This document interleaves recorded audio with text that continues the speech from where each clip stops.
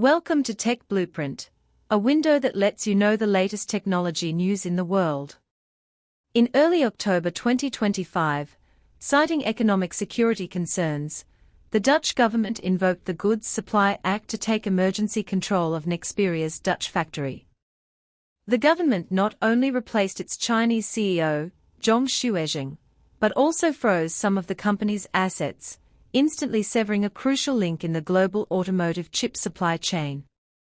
As a leading company, with a 40% global market share in automotive-grade discrete devices, Nexperia's production halt paralyzed the European automotive industry. German manufacturers such as Volkswagen, BMW, and Mercedes-Benz announced production cuts, and analysts estimated that European car production could decrease by as much as 500,000 vehicles. However, surprisingly, on November 7, the Dutch government abruptly reversed its stance, indicating its willingness to suspend controls on Nexperia. This shift was the result of both countermeasures taken by China and immense pressure from the European automotive industry. The root of this crisis can be traced back to December 2024, when the U.S. Department of Commerce added WinGTech technology to its entity list. Nexperia, a subsidiary acquired by WinGTech Technology in 2018 for 34 billion yuan, is not directly listed, but due to WinGTech's stake exceeding 50%, it also faces the risk of sanctions. On October 1, the Amsterdam Corporate Court in the Netherlands held an emergency hearing, finding management problems at Nexperia and subsequently removing WinGTech's owner, Zhong Shuozheng, from his position as Nexperia's executive director. Court documents show that U.S. officials had communicated with the Dutch Ministry of Foreign Affairs as early as June, expressing concerns about Nexperia's CEO being a Chinese national. On October 12, Dutch Minister of Economic Affairs Vincent Kermans invoked the Goods Supply Act to formally take over Nexperia's Dutch factory. This act is an emergency law established by the Netherlands to ensure the supply of strategic goods and is rarely invoked. The Dutch government stated that this move was to protect the economic security of the Netherlands and the EU, avoiding problems with the supply of critical chips. The Nexperia Dutch factory employs over 2,000 people and produces hundreds of millions of chips annually. The takeover has resulted in a short-term 10% decrease in factory efficiency. China's Ministry of Commerce reacted swiftly, banning the export of certain finished components from Nexperia's Chinese factory to the Netherlands on October 4, citing compliance reviews.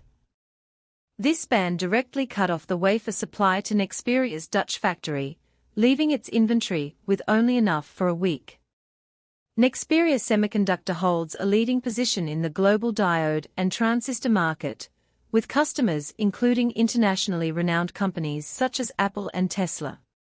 Its diodes, power MOSFETs, and other basic chips are crucial for automotive electronic control systems.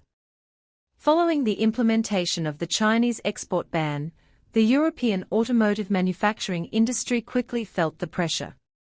Volkswagen announced a slowdown in its assembly lines, resulting in a loss of thousands of vehicles per day, with its ID series electric vehicles being the most severely affected. BMW and Mercedes-Benz also warned that chip shortages could lead to a decline in annual production of more than 5%. Renault in France and Fiat Chrysler in Italy also saw their production lines grind to a halt, with some factories even shutting down for several days.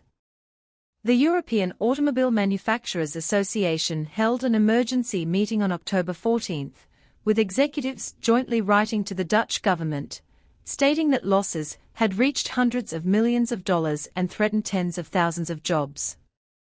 Association data shows that the European automotive industry's dependence on Nexperia chips is as high as 20%, especially for new energy vehicles.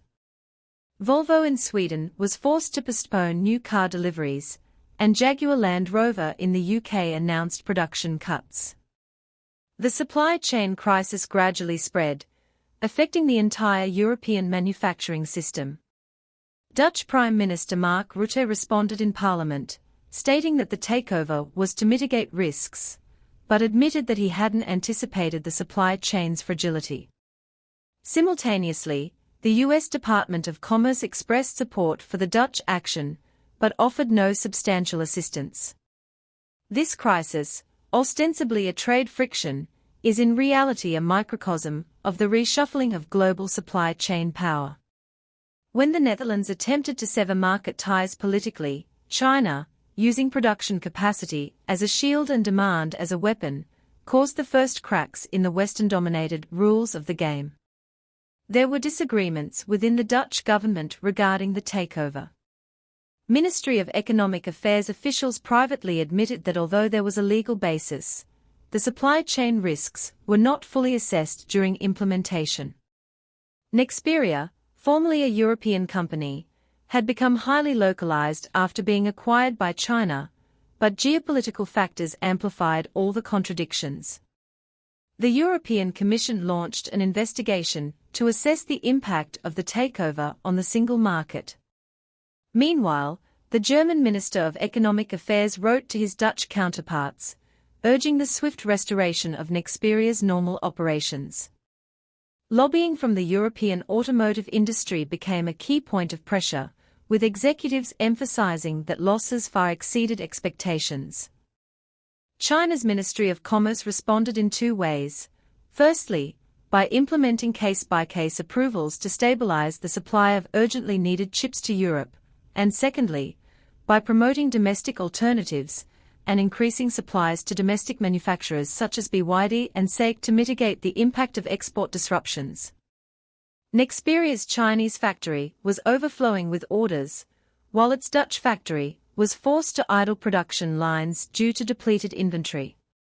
This stark contrast highlighted China's crucial position in the global chip supply chain. On November 7, the Dutch government finally changed its stance and agreed to suspend controls on Nexperia.